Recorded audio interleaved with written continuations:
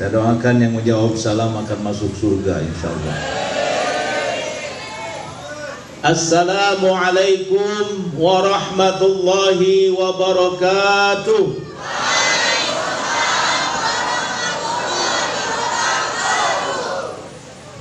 Alhamdulillah.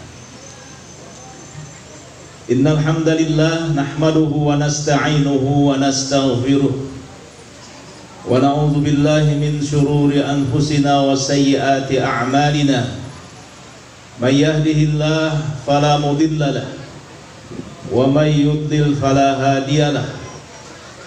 Asyhadu an la ilaha illallah wahdahu la syarika lahu syahadatan tastaniru bihal qulub wa afidatan nas. Wa asyhadu anna Muhammadan abduhu wa rasuluh ar-rasulul azim fi khuluqihi li uswatin hasanah. Allahumma salli ala Muhammadin sallallahu alaihi wasallam wa ala alihi wa sahbihi ajma'in. Wa qala Allah ta'ala fi kitabihil karim wa huwa asdaqul qailin. A'udzu billahi as-sami'il 'alim minasy syaithanir rajim. Innamal mu'minuna allazina amanu billahi wa rasulihi thumma lam yartabu wajahadu bi amwalihim wa anfusihim fi sabilillah ulaika humus sadiqun. Shadaqallahul azim wa sadaqa rasuluhul karim wa nahnu ala dzalika minasy syahidin wasyakirin walhamdulillahi rabbil alamin. Hadratul mukarramun, bapak-bapak dan ibu-ibu, para jamaah kaum muslimin, wabil khusus kaum syarikat Islam, saya hormati di hadapan kita guru kita Bapak Haji Barna Sumantri, Wakil Ketua Dewan Pusat Syarikat Islam. Beliau adalah mentor saya dan juga guru organisasi dari para aktivis-aktivis syarikat Islam. Demikian pun pemuda muslim. Alhamdulillah, di usia yang sudah tidak muda lagi, 76 tahun, masih bisa membersamai kami. Saya tentu lebih muda dari beliau, lebih muda dari Pak Ketua Dewan Cabang juga. Di sini saya lihat 50-50 ini usianya. Saya kategorikan ada usia harapan bangsa dan ada usia harapan tanah air, Pak. Yang di belakang ini anak-anakku sayang, ini masih usia harapan bangsa.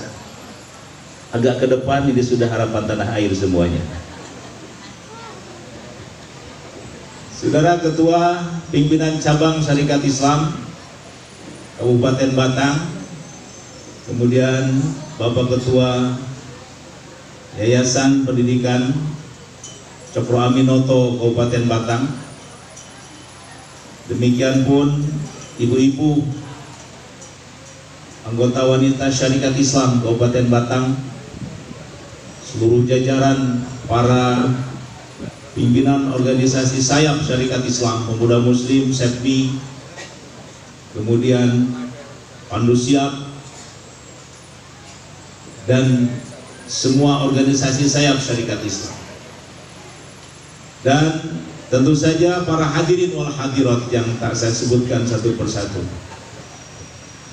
Sebuah kehormatan bagi saya, alhamdulillah, bisa hadir memenuhi undangan Dewan Pimpinan Cabang Syarikat Islam Kabupaten Batang kepada kami Dewan Pusat Syarikat Islam. Dan hari ini qadarullah kami sudah berada di tengah-tengah Bapak dan Ibu sekalian, saudara-saudara sekalian. Saya mengenang Bapak Ibu sekalian ketika dulu masih SMA saya kesini. Jadi dulu ada event, ada kegiatan SEPMI.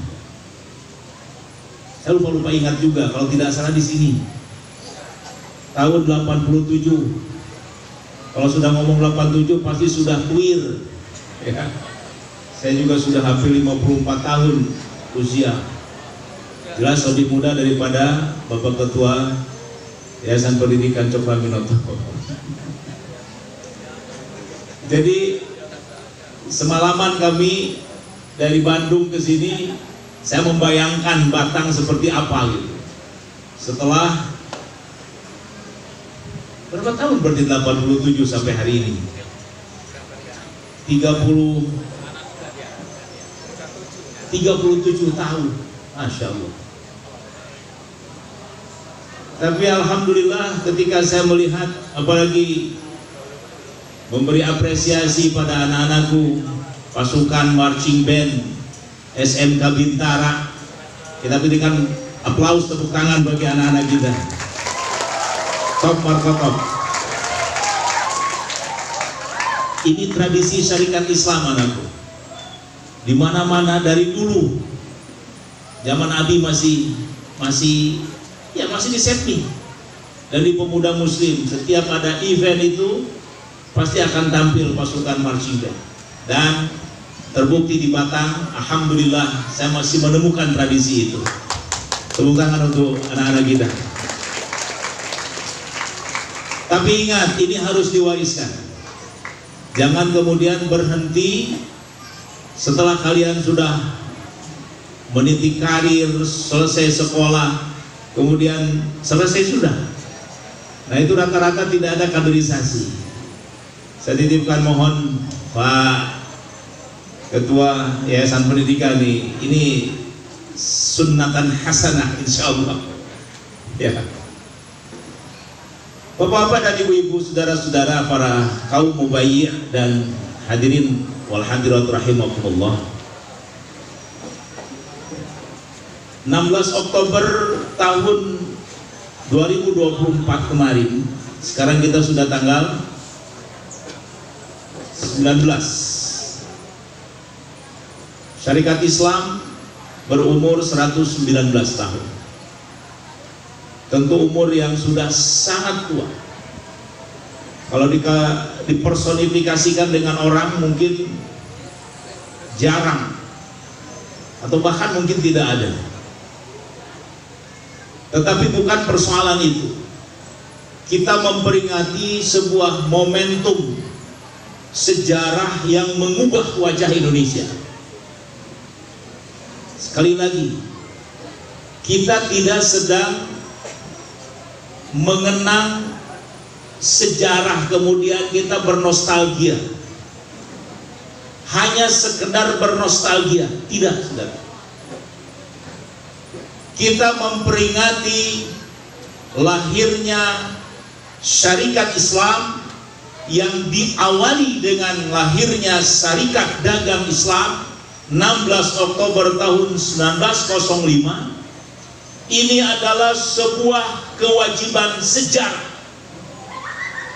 dan itu yang harus kita syukuri. Tanpa kelahiran itu, kalau kita berandai-andai, tanpa kelahiran Syarikat Dagang Islam Kiai Haji Samanhudi dan kawan-kawan di Laweyan Solo sana, mungkin negeri ini masih dalam keadaan yang tidak seperti sekarang ini ajibnya. Tapi kemudian apa yang terjadi? Hadirin, sejarah cemerlang perjuangan kaum muslimin Indonesia semakin hari semakin dinegasikan, semakin dipinggirkan. Saya membuka lembaran-lembaran sejarah perjuangan kaum muslimin Indonesia. Lalu kemudian momentum-momentum sejarah itu diperingati. Di Indonesia ini kan paling banyak peringatan-peringatan kesejarahan itu. Dari mulai proklamasi 17 Agustus, kemudian apalagi Sumpah Pemuda tanggal 28 Oktober, kemudian Hari Kesaktian Pancasila hari lahir Pancasila, hari apa lagi? Hari Kebangkitan Nasional. Banyak sekali perayaan-perayaan itu ditetapkan berdasarkan keputusan pemerintah. Coba perhatikan, Hari Kebangkitan Nasional Indonesia tidak dimulai tanggal 16 Oktober tahun 1905, tapi dimulai dengan kelahiran Budi Utomo tahun 1920. Tahun 1908, tanggal 20. Halo, tanggal 20 Budi Utomo, Kebangkitan Nasional. Lupa semua. 20 Mei tahun 1908. Kenapa bukan tanggal 16 Oktober? Hari Kebangkitan Nasional ini, Pak Ketua Dewan, setahu saya ini agenda sudah kita perjuangkan semenjak saya masih di Tunas Sepmi, Pak. Tunas Sepmi itu calon anggota Sepmi, masih di Madrasah Ibtidaiyah, saya masih ingat itu. Kami dididik oleh orang tua kami, oleh guru-guru kami tentang kesadaran sejarah ini, bahwa harusnya Kebangkitan Nasional Indonesia itu bukan memperingati kelahirannya Budi Utomo, karena Budi Utomo itu adalah organisasi bentukan penjajah. Saya bisa berdebat soal ini, dan kita sudah banyak seminar mengenai sejarah ini. Kenapa tidak tanggal 16 Oktober, yang ketika itu kaum muslimin dengan sadar diri membentuk sebuah gerakan, kesadaran di situ muncul, lalu imbasnya hampir senusantara. Baru kemudian Haji Umar Said Sokro Aminoto bergabung dengan Sarekat Dagang Islam dan mengubah gerakan Sarekat Dagang Islam, tidak hanya melulu ngurusin dagang, tapi juga ngurusin umat Islam, bidang-bidang yang lain. Di Bandung ada seorang sejarawan besar dan dulu pernah bersentuhan dengan perjuangan Syarikat Islam, Pak. Beliau penulis buku produktif, namanya Profesor Mansur Suryanagara. Kalau para sejarawan pasti tahu. Beliau menulis buku Api Sejarah jilid 1 dan jilid 2. Sahabat dekat Pak Bar Nasur Mantri. Jadi dulu sama-sama di KAPI ya, di KAPI.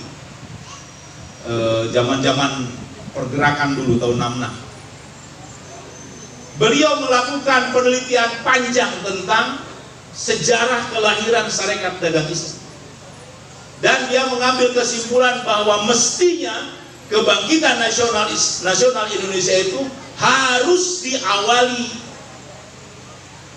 semenjak kelahiran Sarekat Dagang Islam. Tetapi dalam sejarahnya hadirin, ternyata penentuan mengenai Kebangkitan Nasional itu bukan hanya di periode sekarang ini, sudah lama, termasuk dalam periode kolonial. Walaupun kemudian di zaman pemerintahan Orde Lama ditetapkan mengenai Hari Kebangkitan Nasional. Kira-kira apa dampaknya Bapak Ibu sekalian kalau misalnya Hari Kebangkitan, momentum Kebangkitan Nasional itu diawali semenjak kelahiran Sarekat Dagang Islam? Kira-kira Bapak Ibu paham tidak apa dampaknya? Hadirin, sejarah umat Islam di Indonesia ini seringkali kemudian dipandang sebelah mata. Kita sekali lagi bukan untuk menggugat atau bukan untuk bernostalgia tentang kesejarahan ini, tetapi ajaran Quran memberikan pelajaran kepada kita bahwa dalam sejarah orang-orang terdahulu itu terdapat ibrah. Inna fi qasasihim ibrah. Sesungguhnya dalam kisah-kisah orang-orang terdahulu itu terdapat kisah pelajaran bagi kita. Apa pelajarannya hadirin? Pertama, bahwa ini kita memperingati 119 tahun Syarikat Islam lahir.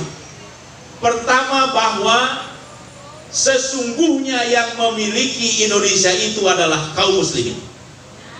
Mohon catat dengan di garis bawah bahwa pemilik sah republik ini adalah kaum muslimin. Siapa yang tidak sepakat? Halo?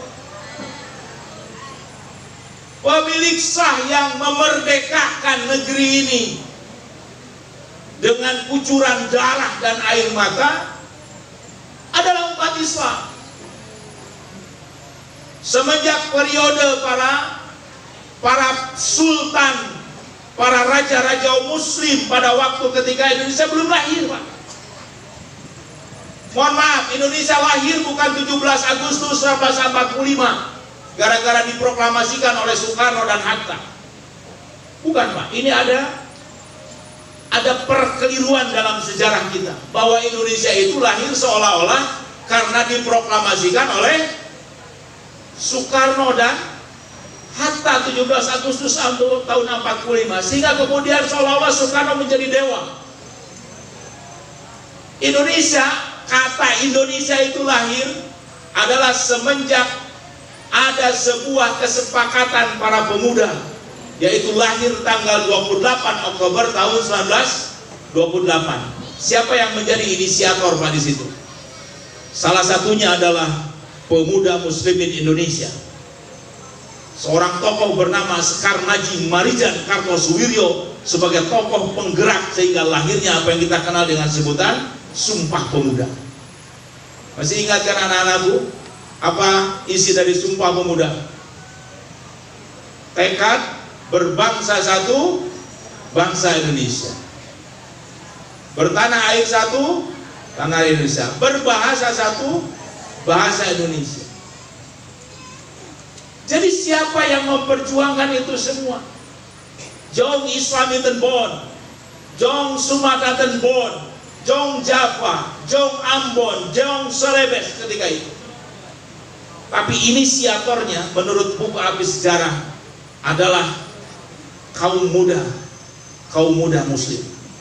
Mereka yang kemudian mensponsori pergerakan itu. Nah, saudara-saudara sekalian, itu yang pertama. Yang kedua, kita harus melek sejarah itu karena ini yang harus dilanjutkan oleh anak cucu kita. Anak cucu kita harus tahu, jangan sampai kemudian hilang arah mereka. Mereka tidak paham dengan sejarah. Sejarah itu adalah menjadi cermin bagi kita dalam melangkah.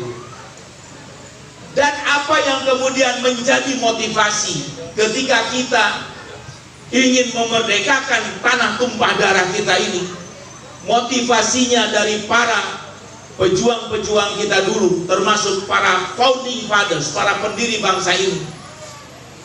Motivasinya adalah karena dorongan keimanan hadirin. Untuk merdeka itu karena dorongan keimanan. Bukan hanya melulu cinta tanah air, tetapi karena dorongan keimanan. Dan ini adalah ajaran agama kita, ajaran Islam. Dalam sejarahnya hadirin, Rasulullah Muhammad SAW adalah orang yang sangat mencintai tanah tumpah darahnya Mekah.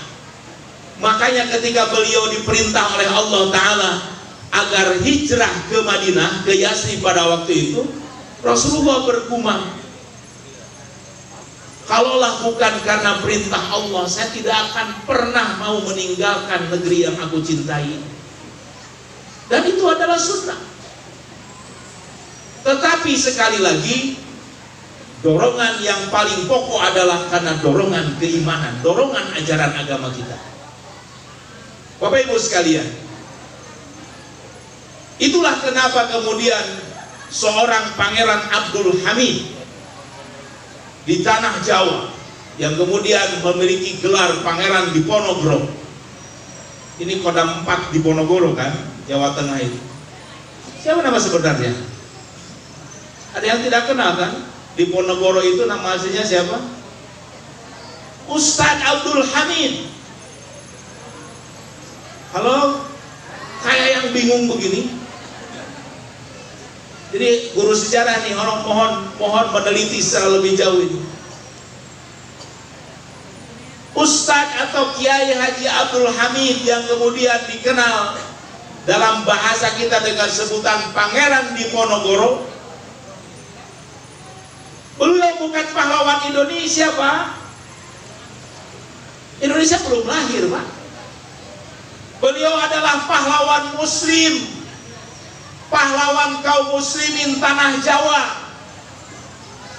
Jadi kalau ada yang mengatakan bahwa Pangeran Diponegoro adalah pahlawan Indonesia, saya katakan salah 100%. Bukan pahlawan Indonesia, karena Indonesia pada waktu itu belum ada, Pak. Yang ada adalah kerajaan Demak Bintoro, kerajaan Ngayogyakarta Hadiningrat, kerajaan Islam. Belum ada Indonesia pada waktu itu. Makanya saya seringkali mencandai guru-guru sejarah. Ente salah, saya bilang. Siapa bilang Diponegoro pahlawan Indonesia? Itu pahlawan kaum muslimin tanah Jawa. Setuju gak, Pak? Kenapa pada diem? Hadirin rahimakumullah. Saya memiliki dan saya harus memiliki keberpihakan terhadap sejarah kaum muslimin Indonesia. Karena faktanya hari ini banyak perkeliruan sejarah bangsa ini. Sehingga kemudian seolah-olah negeri ini merdeka, umat Islamnya hanya memiliki saham sepersekian persen saja.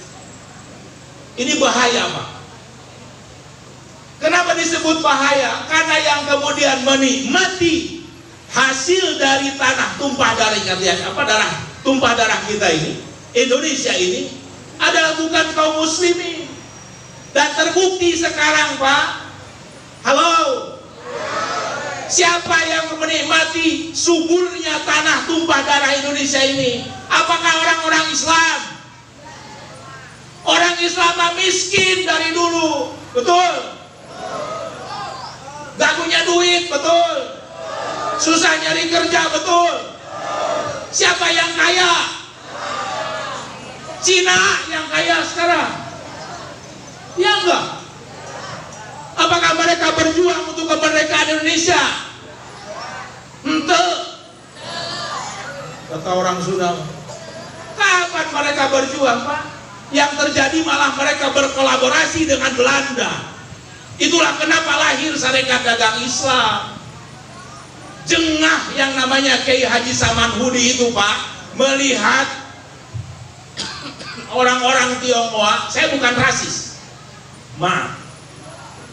Rasis itu ketika berkaitan dengan suku. Cina bukan suku bangsa Indonesia, Pak. Dia enggak. Suku bangsa Indonesia itu Sunda, Jawa, Batak, terus Batang.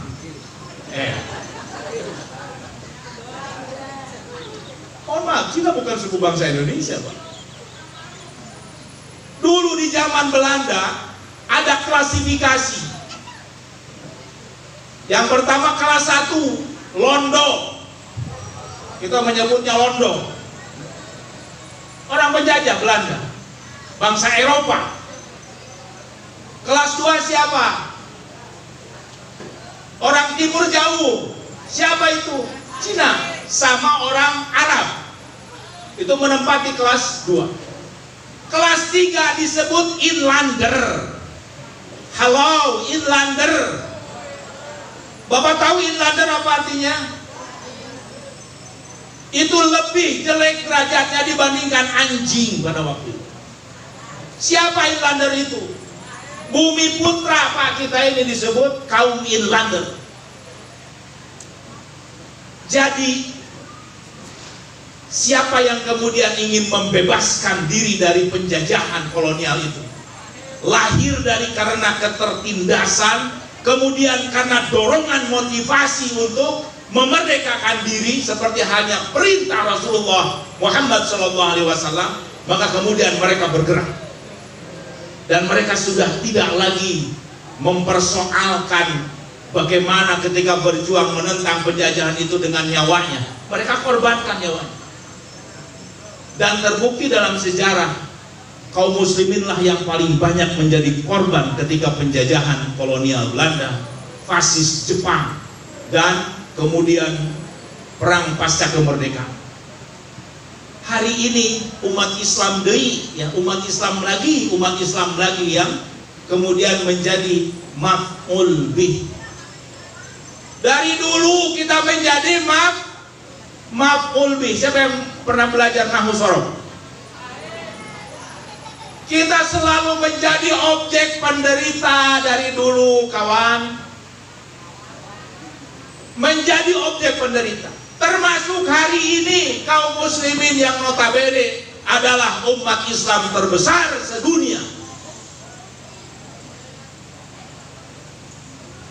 Hari ini tidak ada bedanya hadirin dengan zaman penjajahan, hanya bentuknya yang berbeda saja, Pak.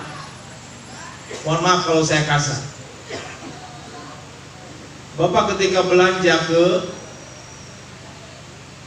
ke mana? Ke mart itu, ya, belanja beli garam misalnya, belanja beli sayuran. Bapak tidak sadar, ibu-ibu tidak sadar bahwa ibu-ibu itu dipalakin tuh pajaknya. Betul nggak, Bu? Ibu belanja di Indomart misalnya, anggaplah ibu belanjanya 100.000, maka yang harus ibu bayar adalah 100.000 plus 11% PPN. 100.000 11%-nya berapa, Pak? 1.100. 1.100. Coba kalau ibu belanjanya 1 juta, berapa pajaknya berarti? Kalau 1 juta 11%-nya 110.000. Yang belanjanya ada 500 orang kali 110.000. Berapa? Belum pajak-pajak yang lain. Ini jengah saya mengalami, dan saya mengalami sendiri, dan kita mengalami sendiri, hadirin. Jadi kapan kita merdeka? Kapan kita merdeka? 17 Agustus tahun 45 itu mah proklamasi, ya enggak? Dan proklamasi 17 Agustus 45 itu kata Soekarno hanya menjadi jembatan doang. Kita belum merdeka sesungguhnya, Pak. Makanya perjuangan Syarikat Islam adalah hendak memerdekakan dengan kemerdekaan yang sejati. Merdeka sejati itu bagaimana? Merdeka kita melaksanakan ibadah tanpa ada gangguan, satu. Yang kedua, merdeka kita mengelola negeri ini tanpa ada campur tangan orang lain. Dan merdeka memerintah negeri ini dengan aturan Islam, Pak. Halo? Kira-kira ada yang tidak dipahami nggak dari apa yang saya sampaikan? Baik, ini dari sisi kesejarahan. Saya sampai jam berapa, Pak Ketua Dewan? Pak? Jam? Sampai jam 4, setengah 4. Berarti masih ada sekitar 20 menit lagi. Oke. Dan ya salah sendiri undangnya model-model saya tukang demonstrasi, jadi kayak demonstrasi, Pak. Nggak apa-apa kan? Yang jelas saya tidak akan menyesatkan Bapak dan Ibu sekalian, insya Allah. Saya kader Syarikat Islam, kader dari mulai SEPMI, mulai pemuda muslim, dilanjut di SEMI, kemudian sekarang menjadi Syarikat Islam. Jadi saya paham mengenai bagaimana perjuangan orang-orang tua kita. Ini saya hendak menyampaikan informasi saja kepada Bapak Ibu sekalian. Sekarang ini Syarikat Islam terkategorikan organisasi yang orang lain menyebutnya bagai kerakap tumbuh di batu, hidup segan mati tak mau. Dibandingkan dengan organisasi-organisasi yang lain, itu sangat menyakitkan, Pak. Ketika saya mendengar, sih masih ada, betul.